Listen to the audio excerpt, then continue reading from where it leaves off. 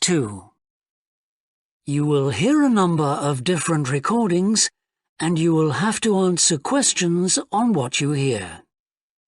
There will be time for you to read the instructions and questions, and you will have a chance to check your work.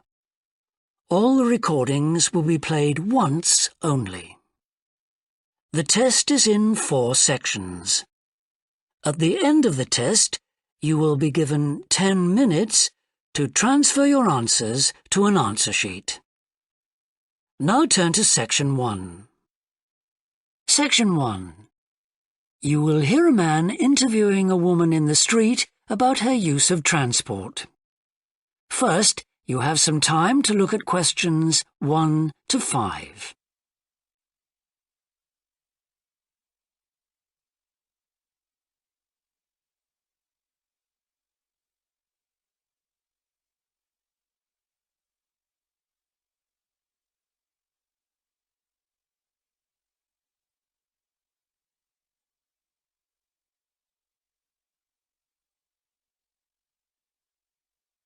You will see that there is an example that has been done for you. On this occasion only, the conversation relating to this will be played first. Excuse me? Yes? I wonder if you could spare a few minutes to do a survey on transport. It won't take long. No, that's fine. Oh, lovely. The survey is on behalf of the local council. They'd like to know about what transport you use and any suggestions for improvement. Can I start by asking you how you travelled to town today? Sure, I came on the bus.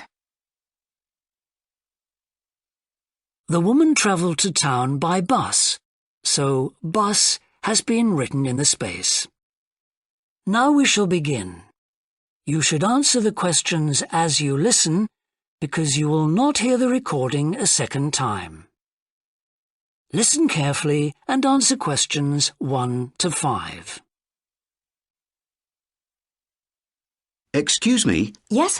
I wonder if you could spare a few minutes to do a survey on transport. It won't take long. No, that's fine. Oh, lovely. The survey is on behalf of the local council. They'd like to know about what transport you use and any suggestions for improvement. Can I start by asking you how you travelled to town today? Sure, I came on the bus. Great. Now, can I get a few details about yourself? OK. What's your name? It's Louisa. Yes. Hardy. Can you spell that, please? Yes, it's Hardie. Great, thanks. And can I have your address? It's 19 Whitestone Road. Oh, right, I know that area. It's Bradfield, isn't it? That's right. Is the postcode GT7? It's actually GT8 2LC. Great. And could I ask what your job is? Are you a student? I've actually just finished my training. I'm a hairdresser. Oh, right. And one more question in this section. What is the reason for you coming into town today? Actually, it's not for shopping today, which would be my normal reason, but to see the dentist. Right. Thanks. Before you hear the rest of the interview, you have some time to look at questions 6 to 10.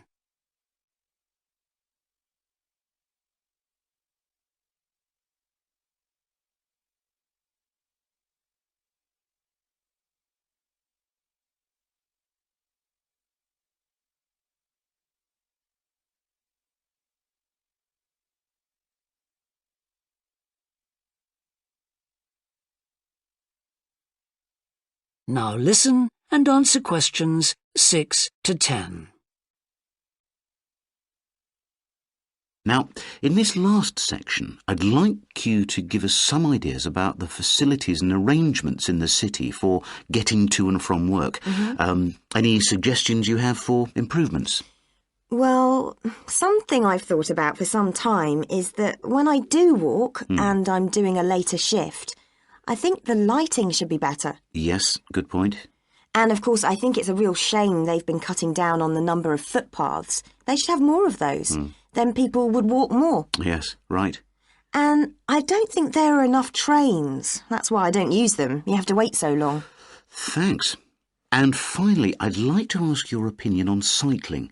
As you may know, there's a drive in the city to get more people to cycle to work. Right. But we realise that there are things which the council, but also employers, might do to help encourage workers to cycle to work. Yeah. Well, I have thought about it, and where I work, there are no safe places to leave your bikes. OK. And also, I'd have to cycle uphill, and on a hot day, I'd arrive at work pretty sweaty, so I think I'd need a shower somewhere at work. Right. And I suppose the last thing is that I wouldn't be all that confident about cycling on such busy roads. I think I'd like to see you offering training for that. You know, I'd feel a lot better about starting if that was the case. Well, that's very helpful. Thank you very much for your time. No problem. Bye. That is the end of section 1. You now have half a minute to check your answers.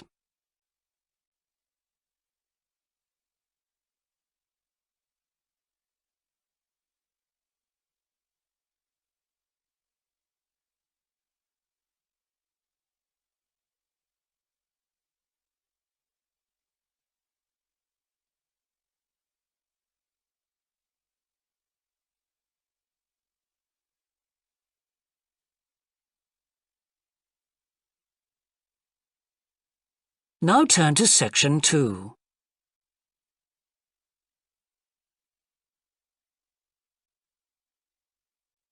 Section 2.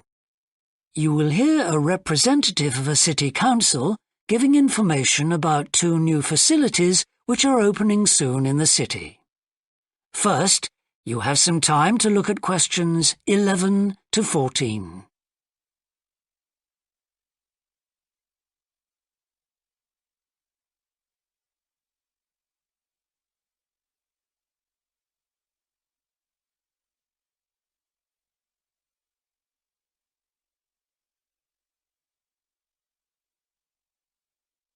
Now listen carefully and answer questions 11 to 14. Good morning. I'm very pleased to have this opportunity to say a little about 2 exciting new developments in the city: the Brackenside open-air swimming pool and the Children's Adventure Playground in Central Park. As many of you may know, the idea for these initiatives came from you, the public, in the extensive consultation exercise which the City Council conducted last year. And they have been realised using money from the SWRDC, the South West Regional Development Commission. First of all, Brackenside Pool.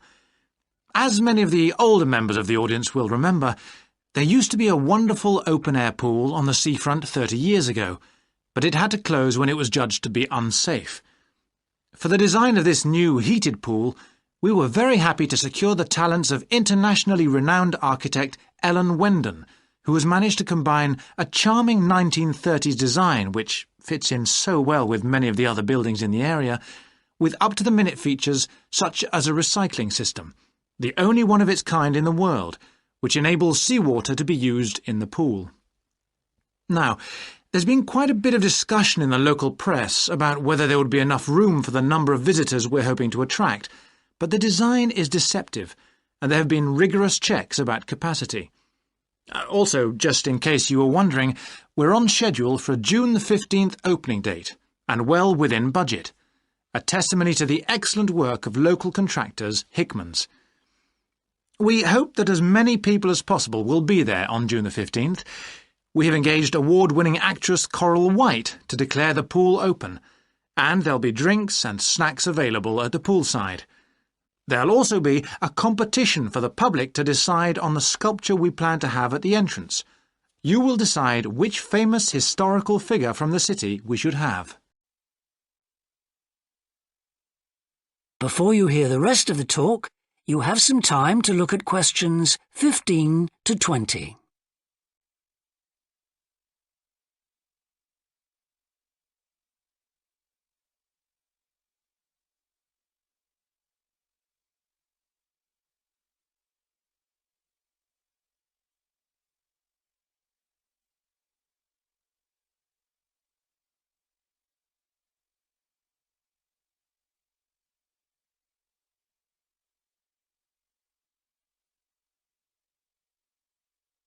Now listen and answer questions 15 to 20. And now, moving on to the Central Park Playground, which we're pleased to announce has just won the Douglas Award for Safety. The news came through only last week. The unique design is based on the concept of the global village, with the playground being divided into 6 areas showing different parts of the world, each with a representative feature. For example, there is a section on Asia, and this is represented by rides and equipment in the shape of snakes, orangutans, tigers and so on, fauna native to the forests of the region. Moving south to the Antarctic, we couldn't run to an ice rink, I'm afraid, but opted instead for climbing blocks in the shape of mountains. I thought they could have had slides for the glaciers, but the designers did want to avoid being too literal. Then on to South America, and here the theme is El Dorado, games replicating the search for mines full of precious stones. And then, moving up to North America, here there was considerable debate. I know the contribution of cinema and jazz was considered, but the designers finally opted for rockets and the International Space Station. Eastwards to Europe then, and perhaps the most traditional choice of all the areas, medieval castles and other fortifications. Then last but not least, moving south to Africa, and a whole set of wonderful mosaics and trails to represent the great rivers of this fascinating and varied continent. Now, the opening date for our global playground is the 10th of July, and again, we'd love to see you there. So, make a date and come and see this magnificent, original new amenity right in the heart of the city. That is the end of section 2. You now have half a minute to check your answers.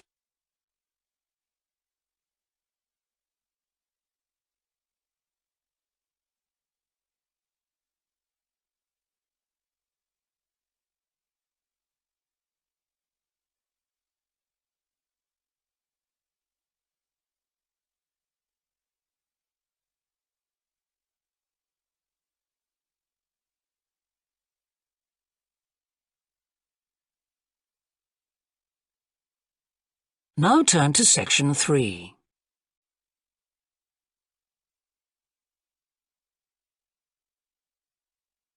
Section 3. You will hear 2 anthropology students called Victor and Olivia discussing their joint presentation about a Norwegian explorer called Thor Heyerdahl. First, you have some time to look at questions 21 to 24.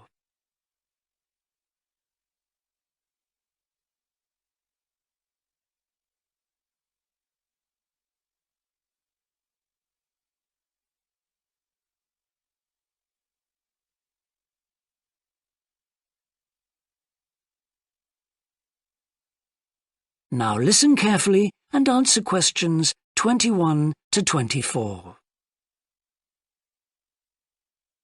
Right, well, for our presentation, shall I start with the early life of Thor Heyerdahl? Sure. Why don't you begin with describing the type of boy he was, especially his passion for collecting things? That's right. He had his own little museum. And I think it's unusual for children to develop their own values and not join in their parents' hobbies. I'm thinking of how Heyerdahl wouldn't go hunting with his dad, for example. Yeah, he preferred to learn about nature by listening to his mother read to him. And quite early on, he knew he wanted to become an explorer when he grew up. That came from his camping trips he went on in Norway, I think. No, it was climbing that he spent his time on as a young man. Oh, right. After university, he married a classmate, and together they decided to experience living on a small island to find out how harsh weather conditions shaped people's lifestyles. As part of their preparation, before they left home, they learnt basic survival skills, like building a shelter. I guess they needed that knowledge in order to live wild in a remote location with few inhabitants, cut off by the sea, which is what they were aiming to do. An important part of your talk should be the radical theory Heyerdahl formed from examining mysterious ancient carvings that he happened to find on the island. I think you should finish with that. Okay. Before you hear the rest of the discussion, you have some time to look at questions 25 to 30.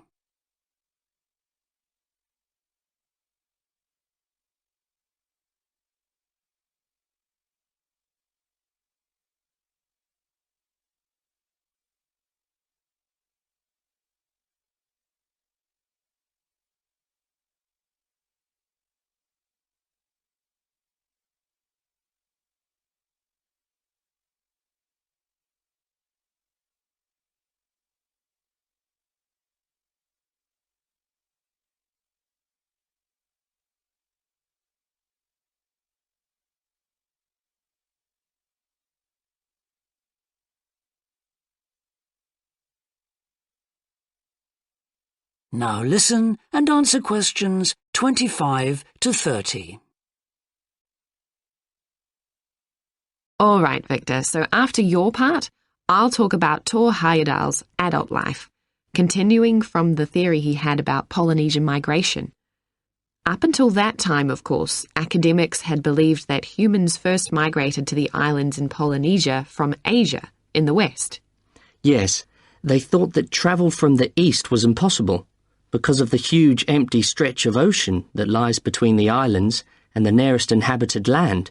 Yes, but Heyerdahl spent ages studying the cloud movements, ocean currents, and wind patterns to find if it was actually possible. And another argument was that there was no tradition of large shipbuilding in the communities lying to the east of Polynesia. But Heyerdahl knew they made lots of coastal voyages in locally built canoes. Yes, or sailing on rafts, as was shown by the long voyage that Heyerdahl did next. It was an incredibly risky journey to undertake. Sometimes I wonder if he did that trip for private reasons, to show others that he could have spectacular adventures. What do you think, Olivia? Well, I think it was more a matter of simply trying out his idea, to see if migration from the east was possible. Yes, that's probably it. And the poor guy suffered a bit at that time because the war forced him to stop his work for some years. Yes. When he got started again and planned his epic voyage, do you think it was important to him that he achieve it before anyone else did? I haven't read anywhere that that was his motivation. The most important factor seems to have been that he used only ancient techniques and local materials to build his raft. Yes. I wonder how fast it went. Well, it took them 97 days from South America to the Pacific Islands. And after that, Heyerdahl went to Easter Island, didn't he? We should mention the purpose of that trip. I think he sailed there in a boat made out of reeds. No, that was later on in Egypt, Olivia. Oh, yes, that's right. But what he wanted to do was talk to the local people about their old stone carvings and then make one himself to learn more about the process. I see. Well, what a great life. Even though many of his theories have been disproven, he certainly left a lasting impression on many disciplines, didn't he? To my mind, he was the first person to establish what modern academics call practical archaeology. I mean that they try to recreate something from the past today, like he did with his raft trip. It's unfortunate that his ideas about where Polynesians originated from have been completely discredited. Yes. Right, well, I'll prepare a PowerPoint slide at the end that acknowledges our sources. I mainly used The Life and Work of Thor Heyerdahl by William Oliver. I thought the research methods he used were very sound, although I must say I found the overall tone somewhat old-fashioned. I think they need to do a new, revised edition. Yeah, I agree. What about the subject matter? I found it really challenging. Well, it's a complex issue. I thought the book had lots of good points. What did you think of the illustration?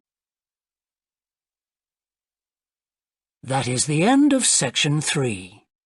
You now have half a minute to check your answers.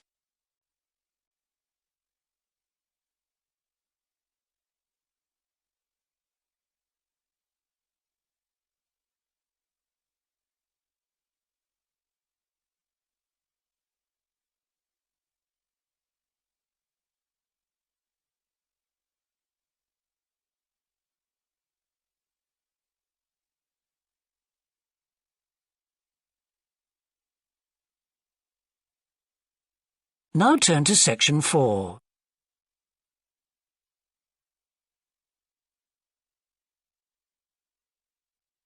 Section 4. You will hear a business student predicting how management might change in the next few years. First, you have some time to look at questions 31 to 40.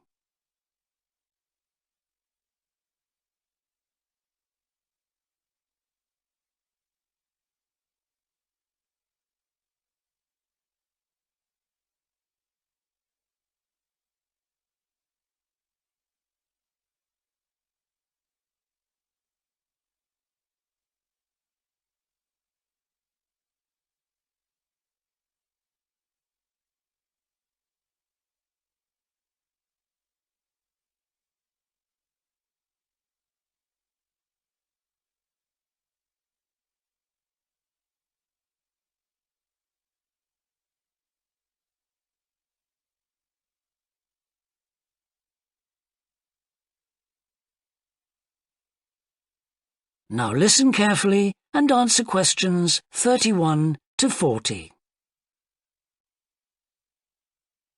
Well, I've been talking to managers in a number of businesses and reading surveys about the future of management.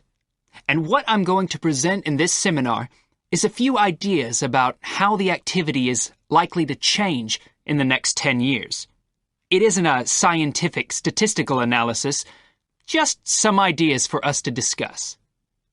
One area I want to mention is business markets, and I'm sure a really significant development will be a major increase in competition, with companies from all around the world trying to sell similar products. Consumers will have much more choice. For instance, food products sold in Australia might be manufactured in the USA, China, Finland, and dozens of other countries. At the same time, mergers and takeovers mean that governments are actually losing power to major global corporations. We can probably all think of companies that exert a great deal of influence, which may be good for consumers.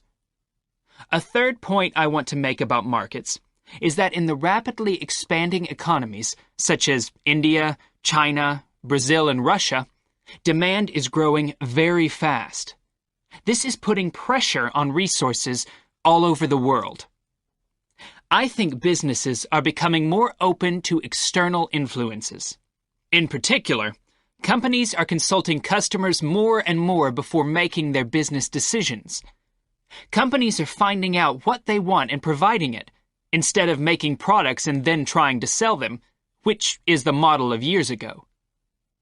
Another influence is that concerns about the environment will force manufacturers to extend product life cycles to reduce the amount of pollution and waste. And, in some cases, regulation will need to be strengthened. Many societies are much more fluid and democratic, and the structure of companies is changing to reflect that. I think we're going to see a greater emphasis within companies on teams created with a specific project in mind. And when they're completed, the teams will be disbanded and new ones formed. More and more people see work as simply one part of their lifestyle, and not the most important one. And as the workforce is shrinking in some countries, businesses are having to compete for staff instead of being able to choose among a lot of applicants. Typical examples that will attract and retain staff are traditional ones like flexible hours and, something that has been made possible by advances in technology, remote working, with people based at their home, abroad, or almost anywhere they choose.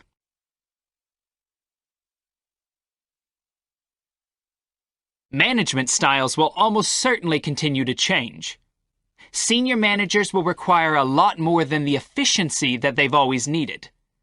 Above all, they'll need great skills in leadership so that their organization can initiate and respond to change in a fast-moving world where they face lots of competing requirements and potential conflicts. In most of the world, the senior managers of large businesses are mainly men in their 50s and 60s. the predominant style of management will almost certainly become more consultative and collaborative, caused, above all, by more women moving into senior management positions. Many of the changes are influenced by developments in the wider economy. The traditional emphasis of business was manufacturing, and of course the service sector is very important. But we shouldn't overlook the growing financial contribution of IP, that is, intellectual property. Some books and films generate enormous sums from the sale of related DVDs, music, games, clothes, and so on. Another point I'd like to make is that although I've been talking about companies, one trend that they have to face is the move away from people working for the same employer for years.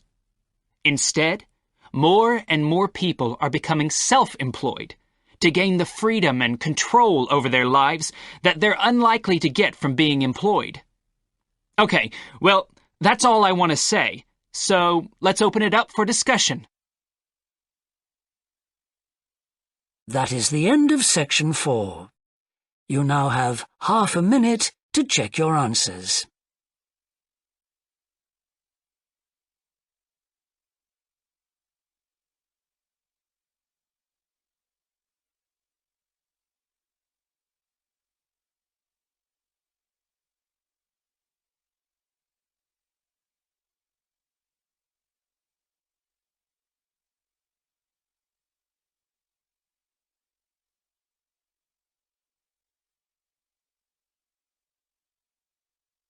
That is the end of the listening test.